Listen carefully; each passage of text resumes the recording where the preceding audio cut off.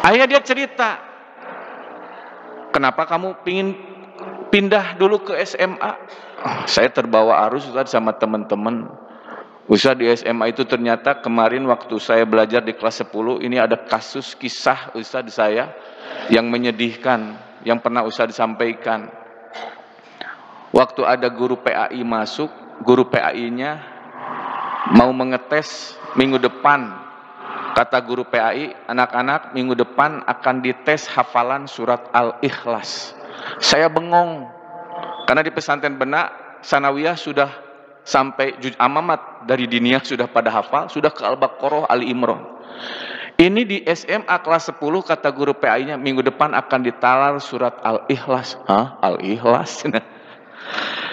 Ya mungkin bagi Bapak Ibu yang biasa sholat, ya, itu paling lancar.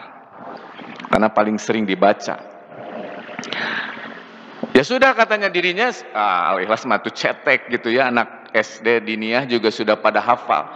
Ternyata teman sebangkunya malah nanya, pang nuliskeun surat Al-Ikhlas teh nu mana? Dia mikir, nah mana-mananyakeun nu mana? Nah Al-Qur'an aya, urang mah teu bisa maca bahasa Arab. Itu teh kelas 1. SMA kelas 10. Akhirnya karena saya kasihan, Ustaz, saya tulis pakai Latin. Qul huwallahu ahad. Pakai Latin. Nih katanya setelah 4 ayat itu ditulis. Akhirnya ditulis setelah itu. Pas bel istirahat keluar, ternyata bukan temannya yang satu bangku. Banyak teman-temannya yang tidak tahu Al-Ikhlas. Mana Al-Ikhlas? Teman sebangkunya, urang mah geus pangnuliskeun tuh si itu. Santri nu alumni ti Benak, si eta mah ti pasantren tuh pangnuliskeun urang. Akhirnya Ustaz, teman-teman yang belum bisa bahasa Arab, belum bisa baca Al-Qur'an datang ke saya, pangnuliskeun. Karena banyak saya nolak. Wah, emong cenah enggak mau. Nulis capek orang cenah. Bayar 5.000, emong cenah. 10.000 atuh cenah. Bener? Wah, sini 10.000 Ustaz.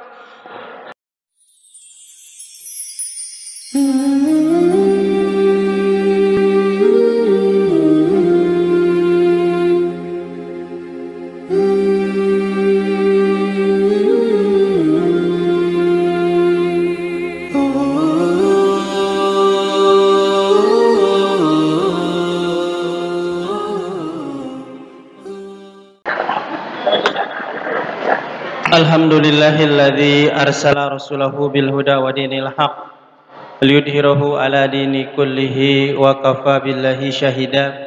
Asyhadu an la ilaha illallah wa asyhadu anna Muhammadan abduhu wa rasuluh, amma ba'du.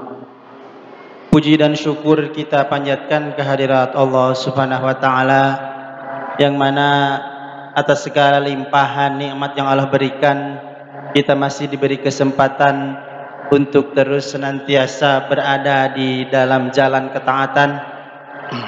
Tentunya salah satunya dengan menghadiri majelis ini, di majelis ilmu, dengan niatan menguatkan iman, menambah ilmu, dan memaksimalkan amal soleh kita bersama. Dan tentunya besar harapan kita, berkumpulnya kita di sini menjadi wasilah turunnya rahmat dan maghfirah dari Allah Subhanahu wa taala, yang mana tentunya akan mempermudah kita untuk memasuki surganya Allah Subhanahu wa taala. Ikhwatu iman rahimakumullah, pada kajian Ahad di pagi hari ini tanggal 11 Februari 2024, tentunya kita akan menambah lagi ilmu, belajar lagi dan lagi dengan materi yang baru. Insyaallah pada kajian ini kita belajar bersama Ustadz Arif Rahman Hakim. Alhamdulillah beliau sudah berada di hadapan kita semua, dan tema yang akan dibawakan pada pagi hari ini terkait dengan menggapai surga dengan takwa. Mudah-mudahan dapat menjadi bekal bagi kita semua, untuknya untuk menjadi landasan amal-amal kita di kehidupan ini. Maka dari itu, ikhwati iman sekalian, mari persiapkan penglihatan, pendengaran, dan perhatiannya kepada apa-apa yang akan saya sampaikan, yang insya Allah akan sangat berguna dan bermanfaat bagi kita semua. Kajian kita mulai. Pada Al-Ustadz dipersilahkan.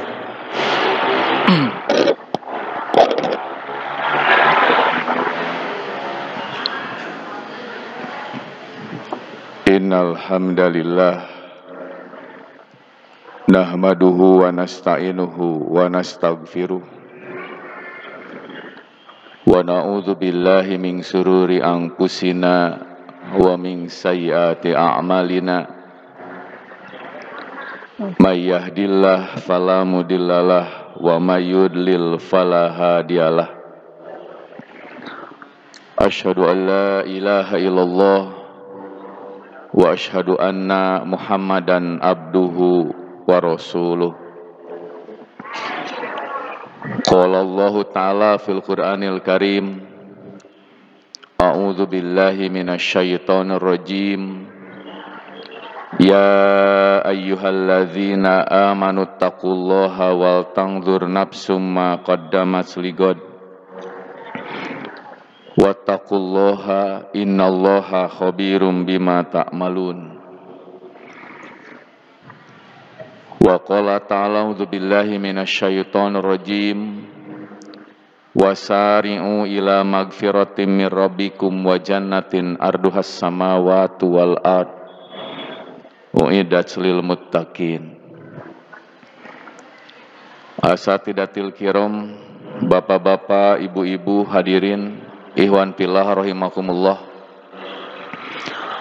Pertama-tama mari kita panjatkan puji dan syukur kehadirat Allah Subhanahu wa Ta'ala yang telah memberikan begitu banyak kenikmatan kepada kita semua, sehingga pada pagi hari ini kita masih diberikan kesempatan dan kekuatan oleh Allah Subhanahu wa Ta'ala untuk terus meningkatkan kualitas iman, ilmu, juga amal soleh kita semua.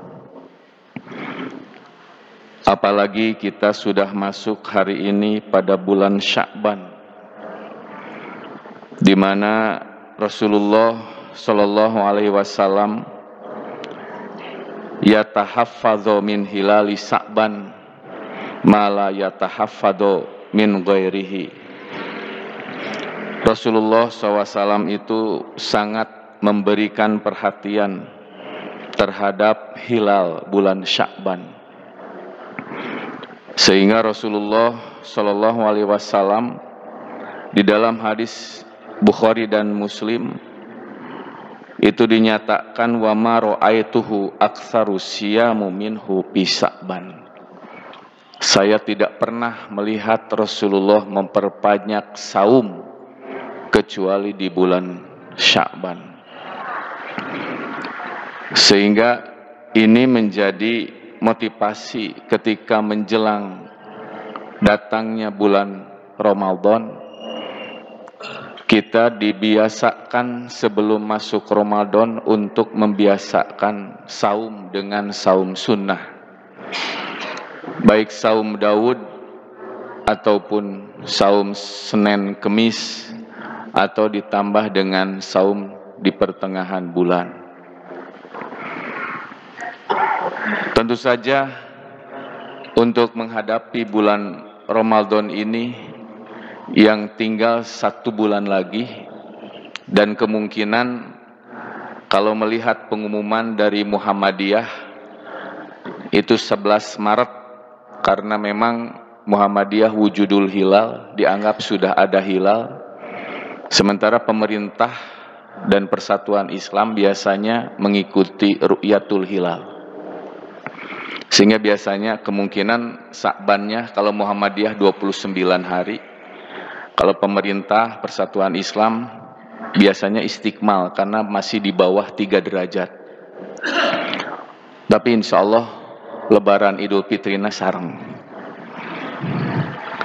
Nuriweuh teh biasana pami Idul Fitrina benten. Jantan Muhammadiyah kemungkinan Ramadana 30 hari saumna. Tak pemerintah Persatuan Islam kemungkinan Ramadannya yang 29 hari. Maka pada kesempatan kali ini saya mencoba untuk tidak membahas lagi pemilu, masa tenang ya Bu. Tapi dina grup mah aya keneh we nu muji-muji pilihan. Nomor hiji sareng nomor 2 anu rame mah. Nu langki mah TGM, tim Ganjar Mahfud. Dina grup teh aya di urang malangki. Tadi masa tenang ieu simkuring, saya ingin mencoba bagaimana para sahabat menjadikan hidup ini, dunia ini sebagai wasilah. Bagaimana supaya dunia ini bisa dijadikan sebagai alat untuk bisa menggapai surga. Dan di antaranya tentu saja kalau kita lihat di dalam hadis yang diriwayatkan oleh Imam At-Tirmidzi, Abu Hurairah radhiyallahu anhu, beliau pernah menyampaikan bahwa sa'ala Rasulullah sallallahu alaihi wasallam an aktsira mayyudkhilul jannah. Rasulullah SAW kan pernah ditanya tentang apa yang menjadi penyebab orang kelak banyak masuk ke dalam surga. Pada waktu itu Rasulullah menjawab dengan 2 jawaban. Kelak orang banyak berbondong-bondong masuk ke dalam surga, itu disebabkan yang pertama taqwallah, yang kedua disebabkan wahusnul khuluq, disebabkan karena akhlaknya yang baik. Maka berdasarkan hadis ini, ketika kita ingin menjadi orang-orang yang dinyatakan calon masuk surga, maka tentu saja yang harus kita lakukan saat ini adalah bagaimana agar kita termasuk orang-orang yang bertakwa. Sehingga para sahabat ketika mendengar ayat Al-Quran surat Ali Imran ayat 133 sampai 134, A'udzubillahi minasyaitonirrajim, wasari'u ila magfiratim mir rabbikum wa jannatin arduhas samawati wal ard uiddat lil muttaqin. Bersegeralah kalian untuk mendapatkan magfirah dari Tuhanmu, wa jannah, dan surga yang arduhas samawati wal ard, yang luasnya seluas langit dan bumi, di mana surga tersebut uiddat lil muttaqin, yang dijanjikan bagi mereka orang-orang yang bertakwa. Oleh sebab itu, maka tentu saja yang harus kita lakukan bagaimana kita agar termasuk orang-orang yang bertakwa, karena kita ingin masuk ke dalam surga. Sementara definisi takwa para ulama berbeda-beda, banyak sekali definisi takwa. Hanya di kalangan kita sering yang diambil itu secara keseluruhan, imtitsalu awamirihi wajtinabu nawahihi. Takwa itu melaksanakan segala perintahnya dan menjauhi apa yang dilarangnya. Sementara perintah dan larangan Allah itu ada di dalam Al-Quran. Umat Islam saat ini berapa banyak yang sudah bisa membaca Al-Quran, yang sudah bisa memahami Al-Quran, bahkan berapa banyak orang yang sudah bisa mengamalkan Al-Quran yang masuk kepada derajat takwa. Makanya ketika kemarin Menteri Agama mengumumkan mayoritas umat Islam di Indonesia, 65% umat Islam di Indonesia belum bisa baca tulis Al-Quran, nah ini menjadi PR besar bagi kita semua. Bahkan saya kemarin pas testing penerimaan santri baru, kalau yang dari SD ke Sanawiyah, ketika dites yang tidak bisa baca Al-Quran, dari sejak dulu sudah banyak. Kemarin pas ngetes ke tingkat mu'alimin, ternyata masih ada yang belum bisa baca tulis Al-Quran, bahkan membuka daftar isinya pun tidak tahu. Dititah nulis aya oge anu yang baca Al-Quran alif lam ro dibacana alam ro alamim gitu. Jadi masih banyak yang belum paham. Sehingga kemarin juga ada yang dari SMA, sanawiyahnya dari Benda, masuk ke SMA kelas 1, kelas 10 SMA. Rupanya tidak betah di SMA, pingin balik lagi ke pesantren Benda. Ustadz, bisa nggak saya masuk lagi ke pesantren Benda? Bisa, tapi saya dari SMA pingin masuk ke kelas 11. Nggak bisa kalau ke kelas 11 mah. Harus balik lagi ke kelas 10. Kenapa Ustadz? Rapornya beda. Di SMA mah tidak ada pelajaran bahasa Arab. Dengan Kemenag juga raportnya berbeda. Jadi saya harus gimana sih? Ya kembali lagi ke kelas 10. Nanti teman-teman saya sudah kelas 11, saya masih kelas 10. Ya iya. Duh Ustadz gimana tuh, rugi 1 tahun. Bukan sama kayak pindah. Ayah dia cerita, kenapa kamu pingin pindah dulu ke SMA? Saya terbawa arus Ustadz sama teman-teman. Ustadz, di SMA itu ternyata kemarin waktu saya belajar di kelas 10, ini ada kasus kisah Ustadz saya yang menyedihkan, yang pernah Ustadz sampaikan. Waktu ada guru PAI masuk, guru PAI-nya mau mengetes minggu depan. Kata guru PAI, anak-anak minggu depan akan dites hafalan surat Al-Ikhlas. Saya bengong, karena di pesantren Benak, Sanawiyah sudah sampai Juz Amamat dari diniyah sudah pada hafal, sudah ke Al-Baqarah, Ali Imran. Ini di SMA kelas 10, kata guru PAI-nya, minggu depan akan ditalar surat Al-Ikhlas. Hah? Al-Ikhlas? Ya mungkin bagi Bapak Ibu yang biasa sholat, ya, itu paling lancar. Karena paling sering dibaca. Ya sudah katanya dirinya, Al-Ikhlas matu cetek gitu ya, anak SD diniyah juga sudah pada hafal. Ternyata teman sebangkunya malah nanya, pang nuliskeun surat Al-Ikhlas teh nu mana? Dia mikir, nah mana-mananya ke nu mana? Nah Al-Quran aya, urang mah teu bisa maca bahasa Arab. Itu teh kelas 1. SMA kelas 10. Akhirnya karena saya kasihan, Ustaz, saya tulis pakai Latin. Qul huwallahu ahad.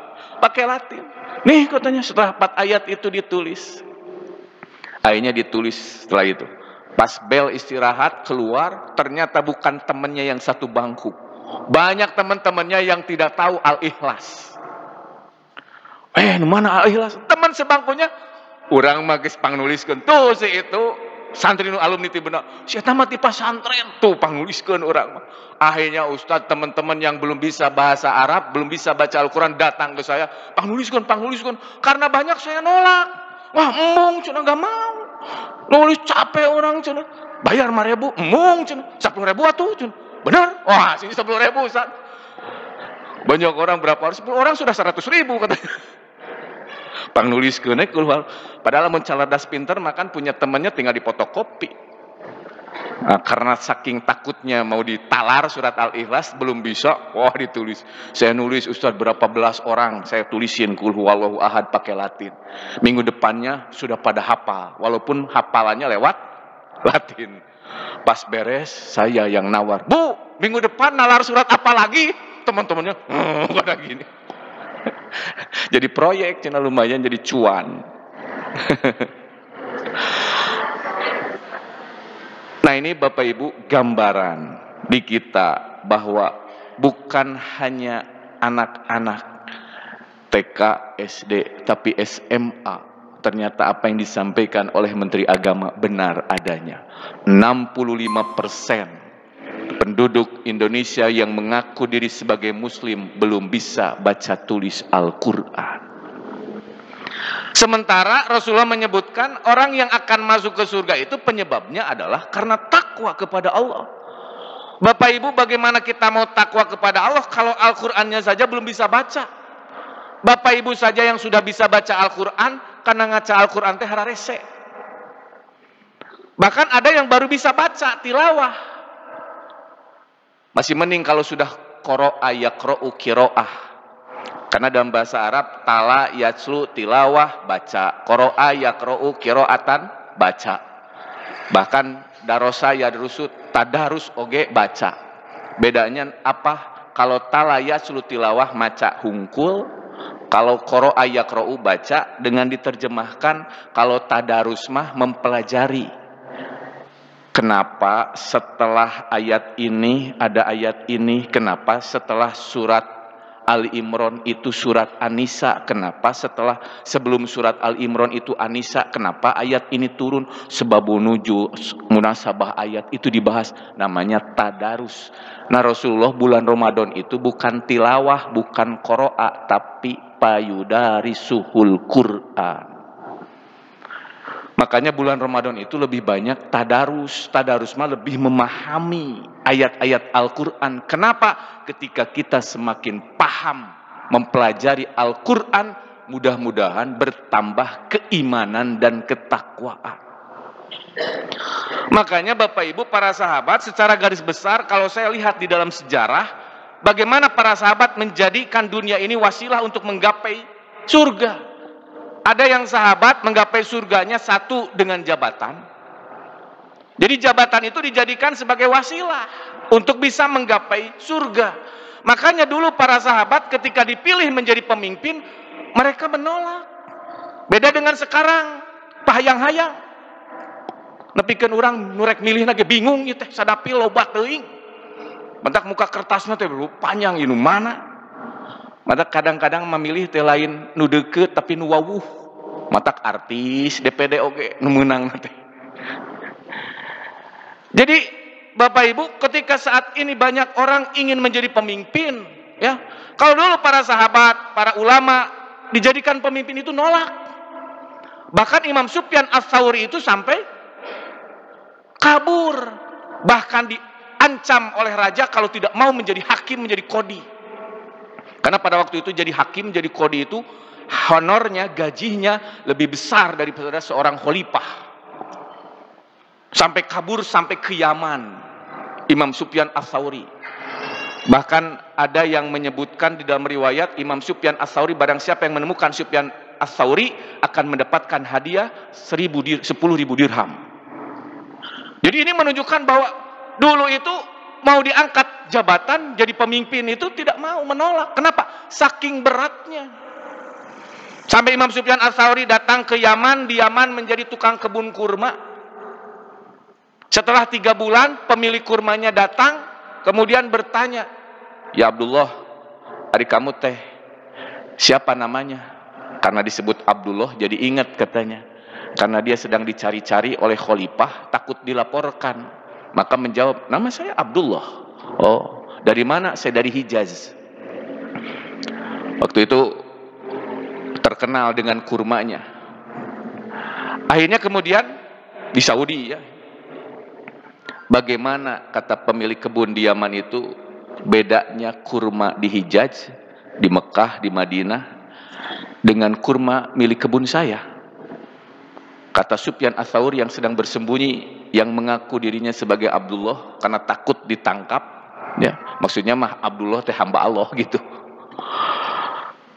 Bagaimana mungkin saya tahu perbedaan kurma di Hijaz, Mekah, Madinah dengan kurma milik Anda, sementara Bapak pemilik kebun kurma belum pernah mengizinkan saya untuk memakan kurma di kebun ini.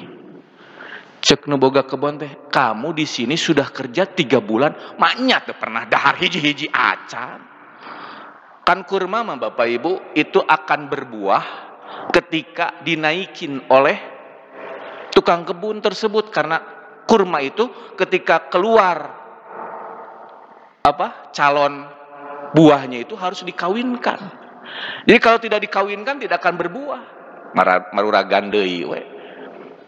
Setelah kemudian dikawinkan, kemudian tumbuh, itu kemudian dipotong untuk dipanen ke bawah. Makanya tukang yang pemilik kebun tersebut, "Masa 3 bulan kamu kerja di sini belum pernah merasakan kurma milik di kebun saya?" Kata Imam Sufyan Ats-Tsauri, "Karena engkau belum pernah mengizinkan saya untuk memakan kurma di kebun Anda. Sok bapak-bapak dititah digawe di hiji kebun." Wah, geus bae aku urang.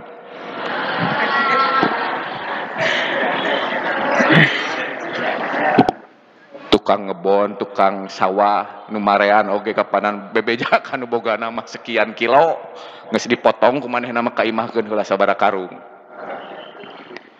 Jadi ini menunjukkan bahwa Imam Sufyan Ats-Tsauri kabur, tidak mau menjadi qadhi, menjadi hakim. Makanya dulu Abu Bakar Siddiq ketika siap dibeat pun masih menolak.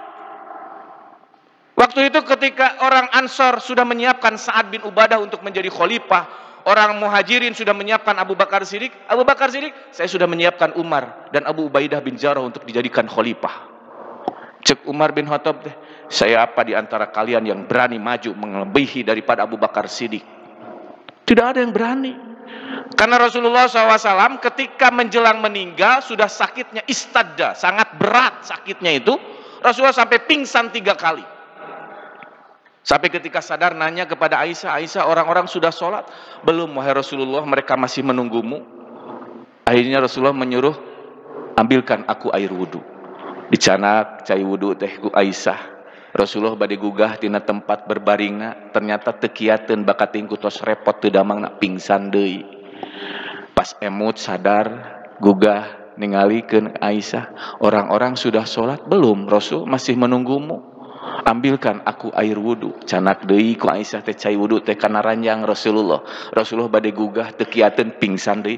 Tos 3 kali mah, orang-orang sudah sholat belum wahai Rasulullah? Muru Aba Bakrin. Ini hadis menjadikan bahwa ternyata Rasulullah SAW sudah ada sinyal menunjuk siapa yang harus menggantikan beliau ketika beliau meninggal, Abu Bakar. Makanya Umar bin Khattab waktu ketika Abu Bakar menunjuk Umar atau Abu Ubaidah bin Jarrah yang jadi khalifah itu, kata Umar, siapa di antara kalian yang siap berani maju melebihi dari Abu Bakar Siddiq? Saking tidak maunya Umar, Abu Bakar ditunjuk jadi khalifah, jangan saya, itu Umar dengan Abu Ubaidah bin Jarrah, pada tidak mau. Padahal Rasulullah SAW sudah memberikan sinyal kepada Abu Bakar masih nolak.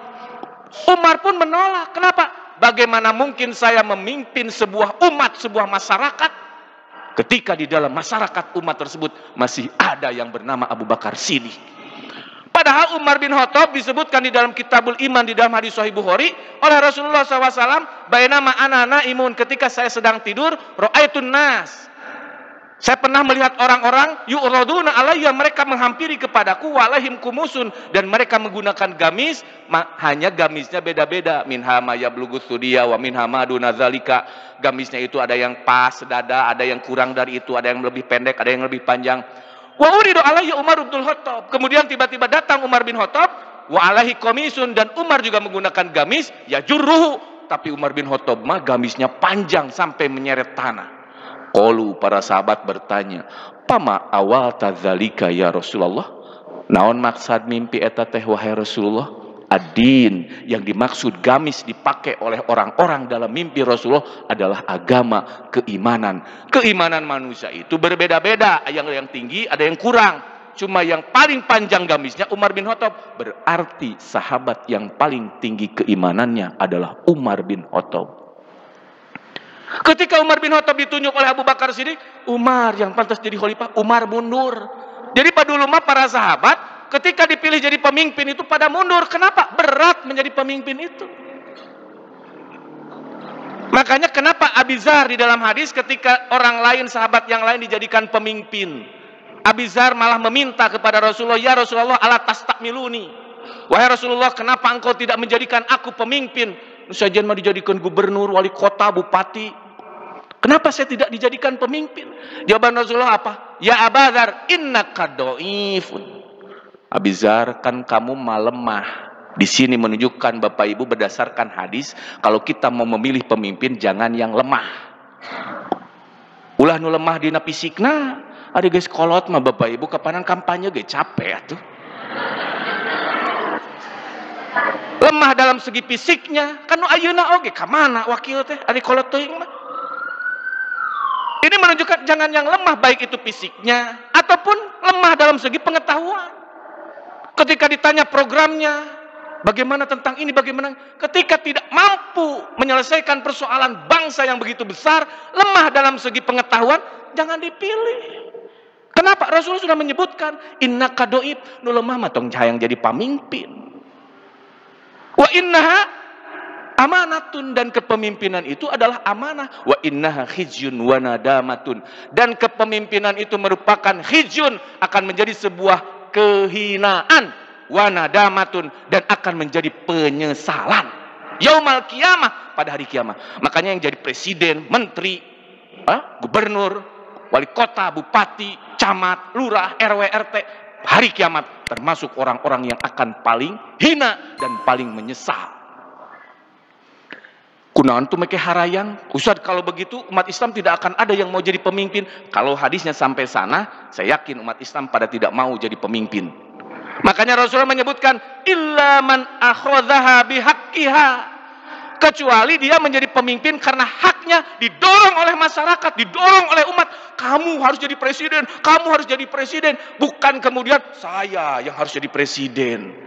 Tapi siapa yang didorong oleh umat, itulah yang tidak akan menyesal dan tidak akan menjadi kehinaan pada hari kiamat. Jadi berdasarkan hadis ini, Bapak Ibu, nu cerdas mah pasti geus apal saha nu kudu dipilih. Gitunya. Jadi para sahabat itu, Bapak Ibu, ketika dipilih untuk jadi khalifah mundur.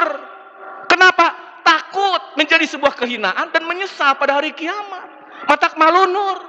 Ai di urang harayang jadi caleg nepikeun ka ngabelaan, ngajual sawah, ngajual imah, ngajual mobil, motor, aya nu ngajual ginjal. Bahkan di urang mah bakat tingku hayang jadi pamimpin, undang-undangnya dirubah. Kenapa? Saking ingin jadi pemimpin. Padahal umat Islam dulu ketika ada orang yang lebih baik daripada dirinya, mundur. Abu Bakar, ayah Umar, keimanannya paling tinggi, mundur. Umar, yakin Abu Bakar, Rasulullah saja dalam bab sholat menyuruh Abu Bakar, saya mundur. Nah, ayeuna hayang-hayang aing urang pilih. Wah. Sampai masyarakat pun bingung milih nu mana ieu caleg teh. Makaning aya 5 yang di kabupaten, kota, provinsi, DPR RI, DPD sampai presiden teh. Urang teh milih teh 5 kertas. Kenapa? Karena di kita banyak orang yang belum paham bahwa kepemimpinan itu sebuah amanah. Para sahabat kenapa seperti itu? Karena ini jabatan. Ketika kemudian truk Abu Bakar di Beat, di Sakifah Bani Sa'idah, di pinggir Masjid Nabawi. Nah, biasanya kalau orang yang umroh haji di Madinah itu biasanya suka diajak keliling. Pertama yang dikunjungi Sakifah Bani Sa'idah, tempat Abu Bakar Siddiq di Beat menjadi khalifah. Kemudian ke Masjid Gomamah, Masjid Ali, Masjid Abu Bakar Siddiq. Nah Bapak Ibu, ketika Abu Bakar Siddiq menjadi khalifah, Umar bin Khattab kemudian menjadi khalifah kedua, Utsman, kemudian Ali. Mereka bagaimana menjadikan kepemimpinan itu menjadi wasilah agar dirinya bisa menggapai surga. Tinggal tanya kepada caleg-caleg ayeuna nu hayang dipilih ku urang, ina tujuan nyaleg teh naon? Kalau ingin berdakwah untuk menggapai surga, eta nu dipilih. Tapi lamun tujuanana dunia, duit, berapa persen orang yang kemudian mereka mencalonkan dirinya untuk jadi pemimpin, untuk tujuannya kemaslahatan umat, untuk menggapai surga. Makanya Abu Bakar Siddiq setelah menjadi khalifah, apa yang disampaikan oleh Umar bin Khattab, hadza sunnah Abi Bakrin, hadza sunnah Abi Bakrin. Ini adalah kebiasaan Abu Bakar. Ini adalah kebiasaan Abu Bakar. Banyak umat Islam yang tahu itu Umar yang selalu keliling kota Madinah sebelum tidur. Padahal Umar menyebutkan ini adalah kebiasaan Abu Bakar. Maka aku melakukan ini seperti apa yang dilakukan oleh Abu Bakar. Karena pada waktu itu ketika Abu Bakar menjadi khalifah, Umar ada hajat, kebutuhan, keperluan terhadap khalifah Abu Bakar Siddiq. Pas datang waktu zuhur ke masjid, ada hajat, keperluan. Aya butuh ke Abu Bakar, aya pi obroleun. Pas beres sholat sunat, Abu Bakar keluar dari Masjid Nabawi. Umar mau mendatangi Abu Bakar Siddiq. Ketika Umar mau menyusul Abu Bakar, tiba-tiba sahabat Umar memanggil, "Wahai Umar, aku ada hajat kepadamu." Akhirnya kata Umar, saya kemudian memenuhi dulu hajat kebutuhan sahabat saya, dan saya sambil melirik ke Abu Bakar Siddiq, aku melihat Abu Bakar Siddiq pulang menuju rumahnya. Setelah memenuhi hajat kebutuhan sahabat saya, akhirnya saya pun keluar menuju ke rumah Abu Bakar Siddiq, karena saya ada keperluan dengan Abu Bakar Siddiq. Sampai di depan rumah Abu Bakar Siddiq, saya pun mengetuk rumah. Abu Bakar Siddiq dan mengucapkan salam, Assalamualaikum. Ternyata yang menjawab bukan Abu Bakar Siddiq, tapi yang menjawab istrinya, Waalaikumsalam. Kemudian istrinya pun bertanya, siapa di luar? Aku Umar, saya datang ke sini. Ada apa engkau datang ke sini wahai Umar? Aku ada butuh hajat, perlu kepada suamimu Abu Bakar Siddiq. Kata istrinya Abu Bakar Siddiq tidak ada di rumah. Kata Umar, tadi saya melihat dari masjid Abu Bakar kelihatan menuju ke rumah Abu Bakar, ke rumahnya ke sini. Arahnya menuju ke rumah. Maka kata istrinya Abu Bakar Siddiq, suamiku itu tidak pernah pulang ke rumah setiap beres sholat duhur sampai pulang ke rumah nanti setelah asar. Cek Umar teh kamananya. Jadi Umar ngobrol dengan istrinya Abu Bakar di lebat bumi, Umar di luar. Aya diurang ibu-ibu, aya tamu teh assalamualaikum, sasaha ge. Assalamualaikum, waalaikumsalam. Mangga kalebet, main kalebet wae ieu. Tidak apa-apa. Jadi etika bertamu itu kalau tidak diizinkan oleh penduduk rumah boleh dalam Islam. Al-istidanu tsalasa. Jadi meminta izin itu 3 kali. Makanya kenapa di dalam Islam etika ada bertamu itu adalah memberitahu dulu. Komo enak geus aya HP, ulah ujug-ujug datang. Karena ujug-ujug datang surprise mah tidak Islami. Assalamualaikum, waalaikumsalam, surprise. Surprise we. Ngawartosan heula Bu, pami bade berkunjung teh. Assalamualaikum. Ustad, Bapak, Ibu, abdi bade namu, bade berkunjung ka bumi Bapak. Tiasa teu? Mangga. Tabuh sabaraha bada asar we dinten anu tah eta teh etika bertamu. Nah, sabab dina Islam mah ketika ada tamu itu wajib ngahormat. Dianggapna layu minu, tidak beriman di antara orang ketika orang tidak menghormati tamu. Tadi Arab mah menghormat tamu teh nyuguhan dahar. Ai di urang mah tara dahar teh jarang. Paling sorcau tamah cua baceo gitu. Ngobrol ngaler gitu. Nya paling kue lah dina kelernya bu eta ge nyuguhan. Ai di Arab mah di pasihan tuang. Persoalanana upami bapak ibu namu ngadadak assalamualaikum. Kumaha lamun imahna keur balatak. Budakna keur ceuri, kumaha lamun keur parasea jeung salakina. Aya tamu assalamualaikum. Kumaha mah eureun heula nya parasea buka heula tamu. Kan lamun wawartos heula mah Pak, Bu, Ibu abdi bade berkunjung ka bumi Ibu. Mohon mangga enjing we nya jam 10-an. Kan meureun anu boga imah teh ngaberesan heula bumi, nyiapkeun heula minimal susuguh gitu. Jadi teu isineun ieu assalamualaikum. Geuning imahna balatak. Itu tidak etika dina bertamu ya Bu.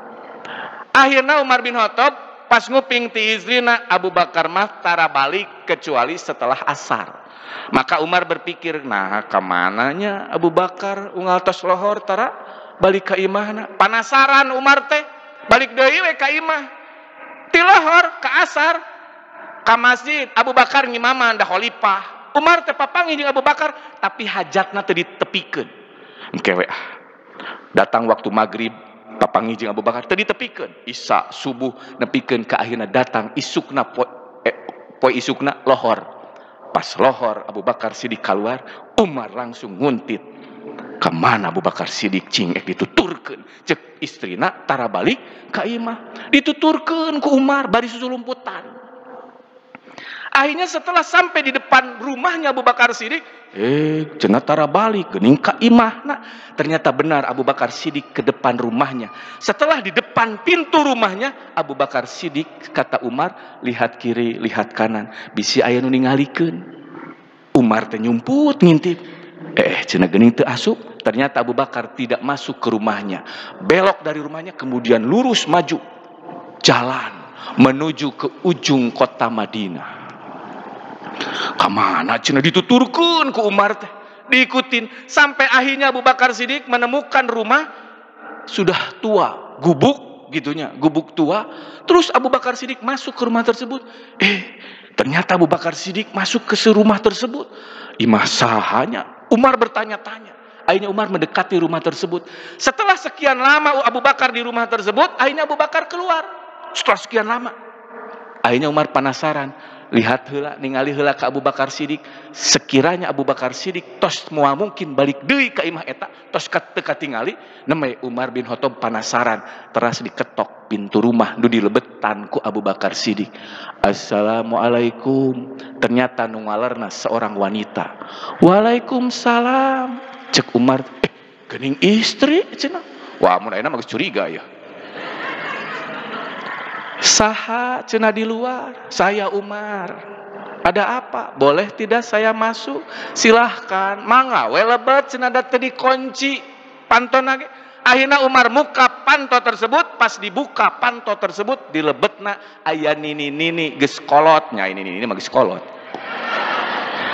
Dina kondisi buta, belum melihat, tidak bisa melihat. Jadi kondisinya buta, ya nini pas lebet, ih geuning nini. Tos sepuh buta. Saha eta? Abdi ma Umar. Aya naon ka dieu? Ma cenah tadi samemeh abdi sebelum saya masuk ke sini ada laki-laki datang ke sini. Iya. Saha eta teh ma? Duka cenah.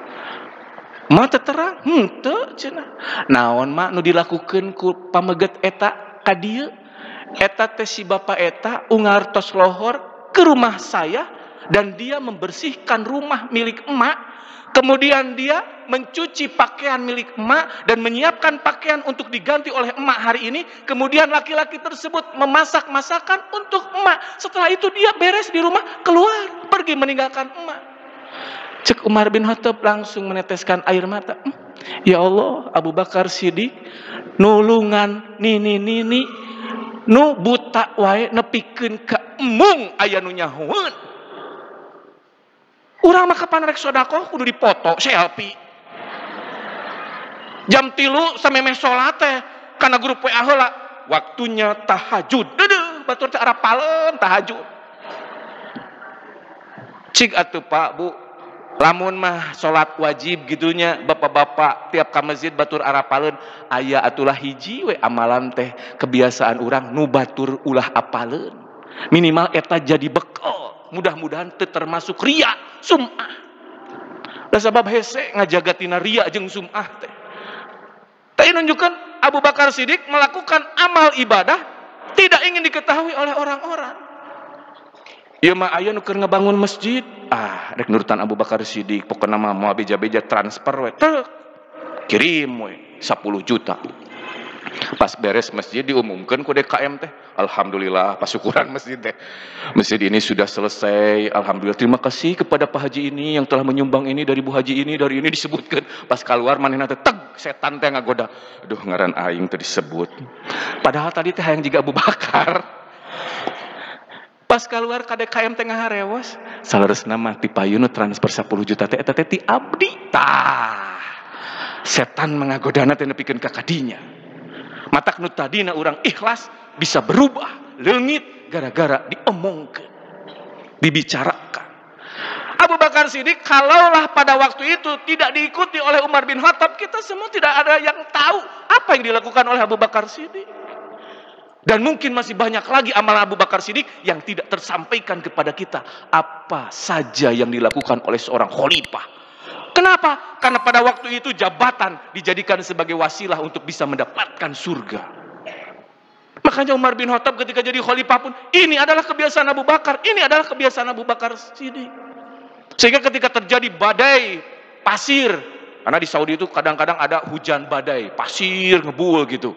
Orang-orang kalau terjadi badai pasir masuk ke rumah, dikunci pintunya, tutup jendelanya. Malah sahabat melihat ada orang yang mengamankan kuda, mengamankan kambing.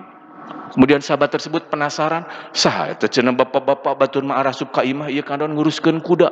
Didatangi, didekatin, ternyata Amirul Mukminin, Khalifah Umar bin Khattab. Ya Amirul Mukminin, kenapa engkau melakukan ini? Bukannya mengamankan diri masuk ke rumah? Saur Umar, bagaimana mungkin aku masuk ke rumah ketika masih ada kuda terdampar, kambing terdampar? Aku takut kelak di hadapan Allah gara-gara ada kuda yang meninggal. Aku yang dipinta pertanggungjawaban kelak pada hari kiamat oleh Allah. Di urang mah madak tah mun aya bupati, camat, lurah, aya masyarakat nanu kalaparan berat di hadapan Allah. Ieu pahayang-hayang atuh komo deui jadi presiden. se-Indonesia siapkah mensejahterakan rakyatna? Rakyatna wae can tangtu bisa disejahterakan, komoding ngurus binatang. Ya, Umar mah sampai kuda wae diurus. Nah inilah Bapak Ibu salah satu bentuk para sahabat, jabatan dijadikan bagaimana wasilah, alat untuk bisa menggapai surga. Mudah-mudahan caleg nu direkomendasi ku Persatuan Islam oke, ini teh tujuannya surga. Bukan malah ingin mengamankan proyek gitunya. Karena saya punya proyek, nyontak saya nyaleg supaya ke izina itu dan sebagainya. Itu sudah dunia gitunya. Kalau para ulama, para sahabat dulu, jabatan harus dijadikan alat untuk menggapai surga. Yang kedua, para sahabat menggapai surganya itu dengan cara hartanya. Yang pertama dengan jabatan, nu kadua dengan harta. Berarti sahabat ieu mah bala leunghar, loba duitna, loba klibuk, loba-lobak teu kalebok. Buru di juru, buru dipantong ngalayah di tengah imah. Harta dijadikan wasilah untuk menggapai surga. Maka bapak-bapak, ibu-ibu yang banyak hartanya harus seperti sahabat. Makanya dulu Abdurrahman bin Auf, Utsman bin Affan, Zubair bin Awam, Abu Bakar Siddiq, Umar bin Khattab, harta itu dijadikan wasilah untuk menggapai surga. Bagaimana supaya harta ini bisa menggapai surga? Maka tidak ada cara lain. Makanya kenapa di dalam Al-Quran surat Ali Imran tadi ayat 134, ciri orang bertakwa itu alladzina yunfikuna bis-sarra'i wad-dharra. Zubair bin Awam, orang yang kaya. Utsman bin Affan, orang yang kaya. Abdurrahman bin Auf, orang yang kaya. Tapi mereka sudah paham Al-Quran. Ketika mendapatkan harta, maka berpikir bagaimana harta ini menjadi wasilah dirinya kelak masuk ke dalam surga. Bukan malah diinvestasikan, dibelikan ini, belikan itu. Boleh diinvestasikan, tapi harus bermanfaat. Contoh di kita banyak yang kemudian punya rumah, kemudian beli lagi rumah di sana, beli rumah lagi di sini, tapi dikosongkan, tidak dimanfaatkan, dosa besar. Berapa banyak orang yang belum punya rumah, berapa banyak orang yang tidak bisa tidur di atas di dalam rumah, di pinggir jalan, sampai ada yang ngontrak, tidak mampu bayar kontrakan. Maka dosa besar kita ketika kita punya investasi rumah kosong tidak dipakai, minimal dikontrakan. Seperti Zubair bin Awam.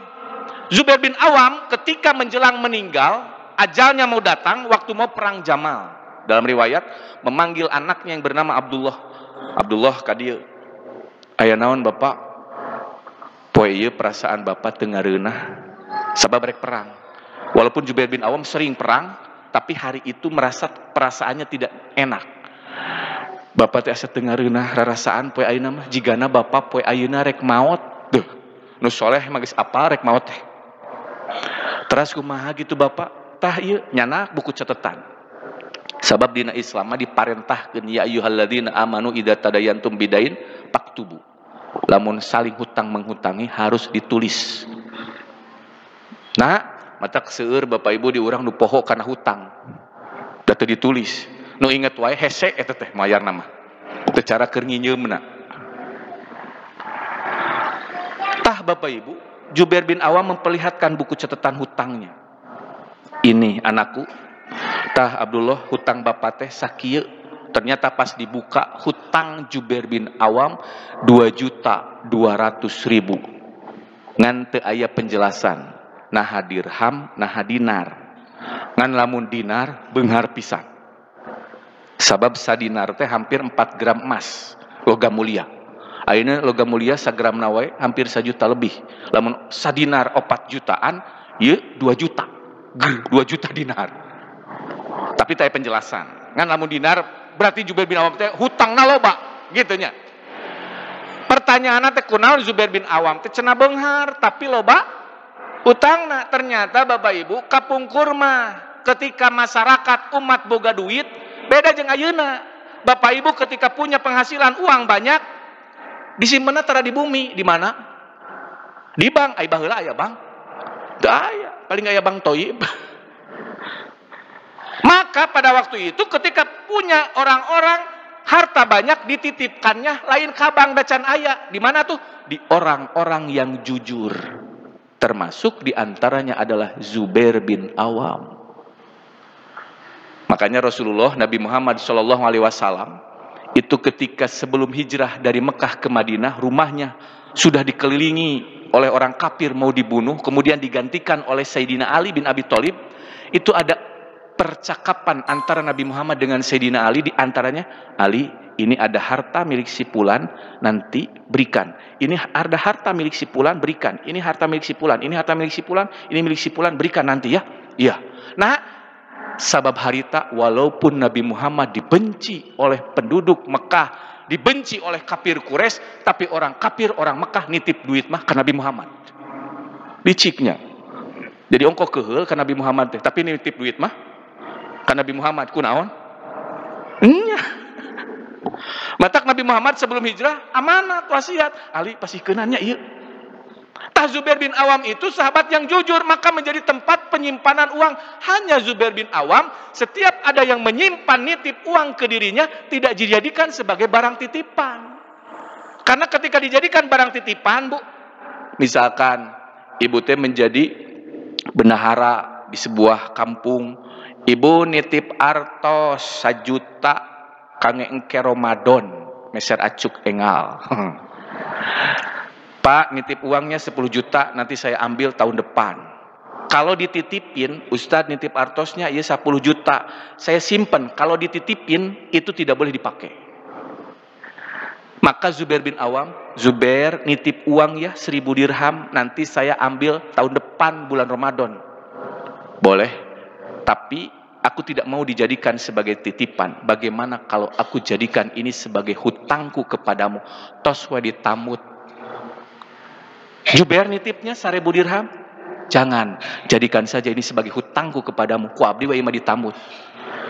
Ya udah, katanya yang penting tahun depan ada. Akhirnya oleh Zubair bin Awam dijadikan hutang. Ketika dijadikan hutang, ditamut, boleh dipakai? Boleh. Makanya setiap yang datang, Zubair nitip, Zubair nitip, Zubair nitip. Nggak mau. Jadikan saja sebagai hutang saya. Akhirnya oleh Zubair bin Awam dipakai. Investasi. Makanya ketika Zubair bin Awam meninggal, itu Zubair bin Awam di Madinah memiliki rumah 12. Di Kufah 2. Di Basrah 1. Di Mesir 1. 15 rumahnya. Bahkan ketika Zubair bin Awam meninggal pada hari itu, Abdullah menyampaikan ada tanah yang dibeli oleh bapaknya Zubair bin Awam untuk membayar hutangnya tersebut. Jadi kenapa Zubair bin Awam ketika meninggal banyak hutang? Karena Zubair bin Awam tadi menjadi tempat penitipan uang. Hanya oleh Zubair bin Awam dijadikan sebagai hutang. Makanya hutangnya 2.200.000. Kata Abdullah, aku telah menjual 1 bidang tanah yang dibeli oleh ayahku seharga 17.000 dirham. Kemudian ketika ayahnya meninggal dijual sudah harga 1.600.000 dirham. Kedua tanah nawai geus kabayar. Acan deui imahna di Madinah 12, di Mesir, di Kufah, di Basrah. Kenapa? Diinvestasikan, dikontrak-kontrakan mendapatkan penghasilan. Madak Bapak Ibu, lamun ayeuna aya umat Islam rek bisnis, abdi mah cenah usah rek bisnis teh boga modal nama jujur heula, loba nu percaya ka urang. Kunaon teu dipercaya dibere modal? Oh, loba nama teu jujur naripu. Investasi, eueuh we ngaleungit di urang mah. Akhirnya kapan tidak dipercaya lagi? Zubair bin Awam kenapa dipercaya? Karena dia orangnya jujur.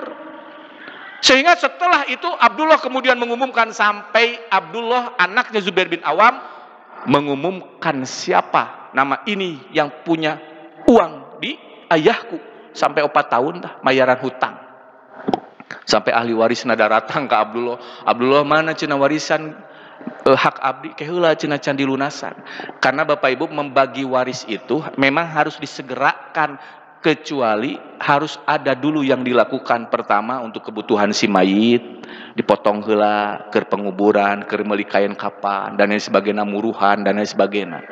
Kemudian yang kedua, wasiatnya dilaksanakan dulu. Kalau ada wasiat, dan wasiat itu maksimal 1/3, as-sulus, was-sulusu katsir. Bisi ieu teh si mayit teh pernah wasiat, dan wasiat itu tidak boleh lebih dari 1/3. Kata Rasulullah, 1/3 pun sudah banyak. Karena ada seorang kakek, nenek, itu ketika punya anak laki-laki, nah anak perempuan, ketika anak laki-laki dan anak perempuan sudah punya anak, maka itu cucunya tidak bisa mendapatkan warisan karena terhalang oleh anak laki-laki. Maka seorang kakek bisa berwasiat memberikan hartanya untuk cucunya dengan cara wasiat. Ujang ka dieu, neng ka dieu, budak bapak ka dieu, budak lalaki, budak pamajikan, nu istrina teh cenah ka dieu. Engke lamun bapa maot bere tah budak maraneh gitunya. Tuh mobil itu jang si ieu, keur incuna boleh wasiat. Karena bukan ahli waris. Ngan tidak boleh wasiat untuk ahli waris. Ulah kieu engke lamun bapa maot sawah jang ujang, ieu mobil jang eneng, ulah. Sebab upami tos maot kecuali masih hidup langsung diberikan. Ya, upami bapak ibu ngaduh murang kali masih kena hirup tapi teu dijadikeun wasiat atanapi warisan, itu kebon jang eneng. Tah ieu sawah jang ujang, eta geus dibikeun harita. Ngan dina pembagian ikdilu baina abnaikum, dugikeun katilu kali, ikdilu baina abnaikum, ikdilu baina abnaikum. Lamun urang boga budak loba, barang bere ka budak teh sing adil. Adil teh sanes sami, Bu nya. Tapi seimbang. Ibu gaduh murang kali, istri hiji, pameget hiji. Karena adil dianggapna teh sarua, pas ka kota meuli boneka 2. Jang, ya boneka, neng, ya boneka. Adil tuh. Sarua ngaranan gitu. Adil mah nu lalaki pangeurikeun rorobotan atau mobilan, nu istri pangmeserkeun boneka. Eta adil. Sok sanajan bisa jadi mobilan robot leuwih mahal. Eta disebut adil. Nu mawi di dia nunjukkeun orang tua harus adil terhadap anaknya. Jubair bin Awam istrinya 4. Ketika beres 4 tahun dibagikan hutangnya, ternyata 4 istrinya sampai mendapatkan ribuan dirham. Anak-anaknya, cucunya pun mendapatkan 1/3 dari putra Abdullah dina hartana. Berarti Zubair bin Awam ini ketika meninggal menjadi orang yang kaya, tapi menjadikan ketika dia dititipan duit wae, ia menjadikan wasilah bagaimana bisa mendapatkan surga. Dibelikan tanah, belikan kebun, tapi bermanfaat untuk menafkahi keluarganya. Abdurrahman bin Auf, hartanya disedekahkan. Jadi Bapak Ibu, Utsman bin Affan sampai Utsman bin Affan itu kalau upami Bapak Ibu angkat-angkatan dina loket gitunya, nyanak artos teh kapanan aya nu rupi-rupi eta teh dina loket teh nu bareureum teh. Aya nu sakedik, aya nu seueur. Tah Utsman bin Affan mah ka mamana teh minimal 1000 dinar. Karena kantos waktu bade perang Hunain, kita akan perang ke Hunain. Wahai para sahabat, siapa yang mau ikut bersedekah? Karena ini masihan 1000 dirham, ini masihan 1000 dirham, ini masihan 100 dirham. Haritakan Abu Bakar Siddiq sadaya hartana, Umar setengah hartana, aya oge sahabat anu sedekah dengan 1 dirham. Sampai Rasulullah mengucapkan takbir, Allahu Akbar, sungguh 1 dirham lebih baik daripada 1000 dirham. Di dari riwayat Muslim, sungguh 1 dirham lebih baik daripada 100.000 dirham. Sahabat ngahulang, nah 1 dirham lebih badak daripada 1000 dirham. Rasul kumaha eta teh? Nu bieu nu infak 1 dirham mah teu bogaan deui duit dina pesak na teh ngan 1 dirhamna diinfakkeun kabeh. Bieu saeta mere kamu sedekah 1000 dirham, di imahna loba keneh ribuan dirham. Matak jalmi nu gaduh artos 10.000 diasupkeun 5.000 kana kencreng, jeung nu boga duit ratusan ribu ngasupkeun kana kencreng 1 juta, pahalana badag keneh nu ngasupkeun 5.000. Nah, ngan boga duit 10.000 kaluarkeun setengahna. Ieu nu boga ratusan juta ngasupkeun 1 juta, leutik 1 juta teh. Di hadapan Allah gitu. Eta teh Pak Bu. Utsman bin Affan mah kurunyung kasabab babawaanna ngan 1000 dinar, batuna ku dirham, perak. Utsman bin Affan, Rasul, abdi cenah ngiringan, tek 1000 dinar. Sagramna wae 4 gras, kirang langkung 4 gram emas, ieu 1000 dinar. Bagus Utsman, saha deui nu rek sedekah? Balik deui Utsman bin Affan, oh kurang keneh cenah. Balik deui nyanak kuda. Jadi Utsman bin Affan mah gaduh peternakan kuda, dicanak dina riwayat aya 10 ekor dicanak. Aya nyebatkeun 100 ekor pertama nyanak. Jadi aya 2, aya 10 aya 100. Pas pertama nyanak 10, anu nyanak nyebatkeun 100 ekor. Bagus Utsman, saduna nyumbang deui keur perang Hunain. Utsman bin Affan, oh kurang keneh nyanak deui. 100 deui. Dugikeun ka akhirna kuda milik Utsman bin Affan di kandangna Sa'eb. Sabaraha? 860 ekor kuda. Nges kitu teh geus Sa'eb kudana. Bagus Utsman, siapa lagi yang mau ikut sedekah? Oh kurang keneh nyanak ontana aya 40 dicanak sadayana. Rasul ieu cenah onta abdi tos ngan 40. Bagus Utsman. Siapa lagi yang mau? Sedekah. Oh, kurang keneh. Balik deui Utsman mah. Nyanak batangan emas. Aya nyebutkeun 1000 uqiyah. Tah uqiyah mah eta mah nu diangge kangge ngabebaskeun Bilal ku Abu Bakar Siddiq 90 uqiyah. Ieu mah 1000 uqiyah. Batangan emas. Nah, Utsman bin Affan ketika banyak harta, paham bahwa di dalam Islam itu haramun, telah diharamkan amwalikum, harta kalian, tidak boleh saling mengambil harta, wa a'radakum, kehormatan kalian, wa dima'ukum, darah kalian, illa bihaqil Islam, tapi untuk kepentingan Islam. Kalau Islam butuh, kita punya harta, kita punya tenaga, bayahna we kudu dikaluarkeun. Mantap aneh ketika aya norek ngabangun masjid, hese nu bala leunghar nyumbang nepikeun ka tungtung nama di sisi jalan, di tengah jalan, ngorbankeun nyawa ngaluarkeun sair. Padahal mun beungharna paham mah tos arwih-arwih kitu nya. Nah, ku abi rek disumbang. Sabaraha deui?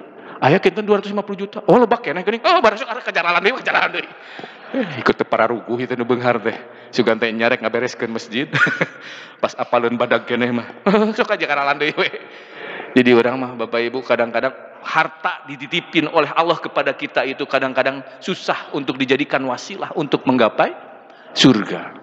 Makanya di sini menunjukkan yang kedua, bagaimana sahabat bisa menggapai surga dengan harta. Yang ketiga, ada sahabat yang menjadikan wasilah dunia ini menggapai surga adalah yang ketiga dengan tenaga. Contohnya sahabat Bilal bin Rabah. Bu, Bilal bin Rabah ningali Abdurrahman beunghar, Utsman bin Affan beunghar, sahabat nu saja nu baleunghar, sugan ngiri. Beda jeung urang. Aya tetangga meuli mobil anyar, meuli motor anyar teh langsung panas. Ya. Di mana duit nanya? Nah, si eta mah geus nyaleg teh duitna beuki loba, mobilna diganti, panas urang mah. Nah, sabab tadi dunia teh tujuanana lain surga. Tapi untuk bagaimana bisa mendapatkan gaya hidup yang dipuji ku batur hebat. Bilal bin Rabah ningali Abdurrahman bin Auf beunghar, Utsman bin Affan beunghar. Abdurrahman bin Auf manepikeun ka meunang sapeti emas teu bisa sare. Nah, ieu nu bakal dipinta pertanggungjawaban kelak pada hari kiamat. Matak ayeuna poe peuting eta dibagikeun ke penduduk Madinah. Isukna dagang deui ka pasar, meunang 2 peti emas. Sapeti emas wae teu bisa sare, komo deui 2 peti emas. Bagikeun deui, isukna tambah deui 4 peti emas. Bagikeun deui, datang deui 8 peti emas. Bagikeun deui, cek Bilal capek hayang surga teh maneh mah kitu. Matak Bilal bin Rabah mah ketika Rasulullah SAW subuh beres salat, aku tadi malam bermimpi dan mendengar suara terompah Bilal sudah ada di surga. Wahai Bilal, amal apakah yang menyebabkan aku bermimpi bahwa suara terompahmu sudah ada di surga? Ai Bilal ku harta, henteu sok sedekah, henteu nah da teu bukaeun. Ai Bilal mah termasuk ashabus suffah, sahabat nu tinggal di Soronoi papange teras Masjid Nabawi. Sararena teh di papange Masjid Nabawi ayeuna mah masjid teh papangena geus di granit, di keramik. Nya. Baheula mah boro-boro papange Masjid Nabawi, jero Masjid Nabawi na ge keusik keneh.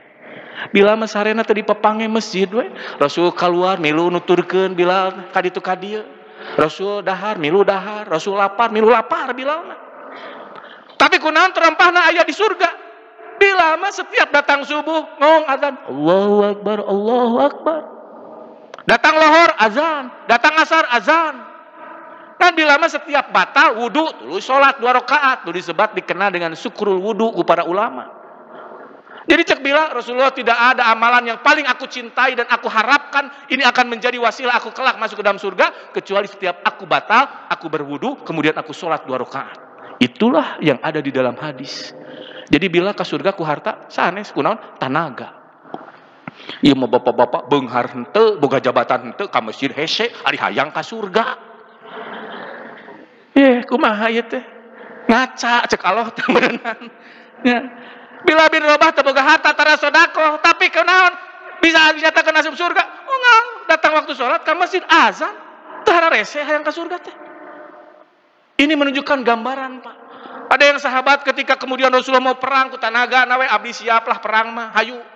Jadi tunaga.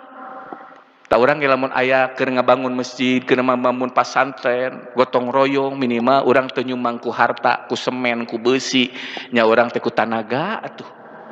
Tabila bin Obama 3 bisa menggapai surga dengan tenaga. Nu kaopat nu terakhir dengan ilmu. Jadi sahabat teh kumaha sangkan asup surga carana dengan ilmu. Di antawisna teh Abu Hurairah. Nu riwayat hadisna pangseueurna 5.374 hadis. Jadi Abu Hurairah teh nu sahabat nu ngariwayatkeun hadis pangseueurna sok sanaos hidup dengan Rasulullah kirang langkung 2 tahun 8 bulan, ada yang menyebutkan 3 tahunan. Matak seueur teu dipercaya Abu Hurairah ngariwayatkeun hadis seueur teh. Sabab hidup dengan Rasulullah kirang langkung 3 tahun, tapi ngariwayatkeun hadis pangseueurna 5.374 hadis. Bu, terus apa sabar hadis? Nah kakak gumujeng. Bu, terus apa sabar hadis? Hah? Nu kamari apa? Nu ayeuna apa? Nu kamari poho. Padahal Abu Bakar Siddiq ya, nu pertama kali masuk Islam bersama Rasulullah paling lama, riwayat hadisna ngan 142.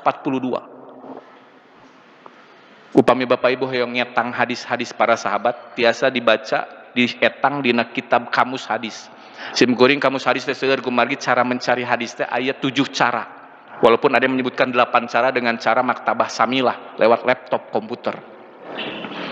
Tak upami misalkan Bapak Ibu hoyong milarian jumlah hadis, aya kitab kamus nate Tuhfatul Asraf bi Ma'rifatil Atrab, ananapi kitab musnad nu disusun ku Imam Ahmad bin Hambal. Sebab Imam Ahmad bin Hambal mah salah satu di antara guru Imam Al-Bukhari. Upami Imam Al-Bukhari mah gelarna teh Al-Hafiz karena hafal hadis 600.000 hadis. Al-Hafiz itu dina ilmu hadis gelar bagi mereka yang hafal di atas 100.000 hadis atau 300.000 hadis. Matak Imam Al-Bukhari hafal 600.000 hadis, gelarna Al-Hafiz. Di urang ayeuna Al-Hafiz teh nu apal Al-Qur'an 30 juz, turun derajatna. Ai kapungkur mah para ulama Al-Qur'an mah pasti geus apal nu 30 juz teh. Imam Ahmad bin Hambal mah gelarna sanes Al-Hafiz tapi Al-Hakim. Nah, sabab guruna Imam Al-Bukhari mah Imam Ahmad bin Hambal mah hafalna 1 juta hadis. Matak gelarna teh Al-Hakim.